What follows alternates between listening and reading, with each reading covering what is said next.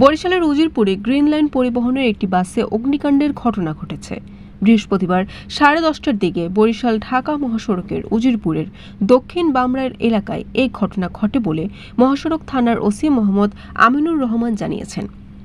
গৌরনদী মহাসড়ক থানার ওসি আমিনুর রহমান বলেন, ঢাকা থেকে যাত্রী নিয়ে বরিশালের উদ্দেশ্যে আসে গ্রিন লাইন পরিবহনের একটি এসি বাস।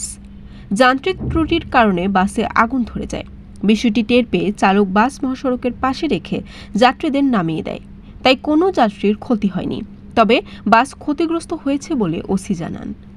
গৌরনদী ফায়ার সার্ভিসের জ্যেষ্ঠ স্টেশন অফিসার বিপুল হোসেন বলেন, ঢাকা থেকে 23 জন যাত্রী নিয়ে বাসটি বরিশালের উদ্দেশ্যে যাত্রা করে, কিন্তু পথিমধ্যে যান্ত্রিক ত্রুটির কারণে আগুন ধরে যায়। দ্রুত আগুন বাসটিতে ছড়িয়ে পড়ে। আগুন নিয়ন্ত্রণে আনার পূর্বে বাসটি সম্পূর্ণ পুড়ে গেছে।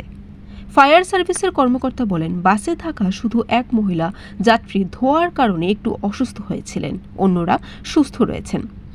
আগুন নেভানোর পর মহাসড়কে যান চলাচল স্বাভাবিক রয়েছে বলে ওসি আমিনুর রহমান জানিয়েছেন। এর আগে 2023 সালের 24শে আগস্ট দিবাগত রাতে ঢাকা থেকে বরিশালে যাওয়ার সময় গৌরনদীর কটকস্থল নামক এলাকায় গ্রিন লাইন পরিবহনের একটি এসি বাসে অগ্নিকাণ্ডের ঘটনা ঘটেছিল। চলন্ত অবস্থায় গ্রিন লাইন পরিবহনের ওই বাসটির পিছনের অংশে আগুন লাগার পর অল্প সময়ের মধ্যেই তা পুরো বাসে ছড়িয়ে পড়ে।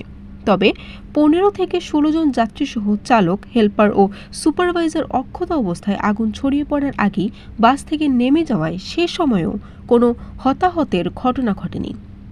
উজিরপুর মডেল থানার অফিসার ইনচার্জ আব্দুস সালাম জানান, বাসটির এসিড ত্রুটি থেকে আগুনের সূত্রপাত হয়।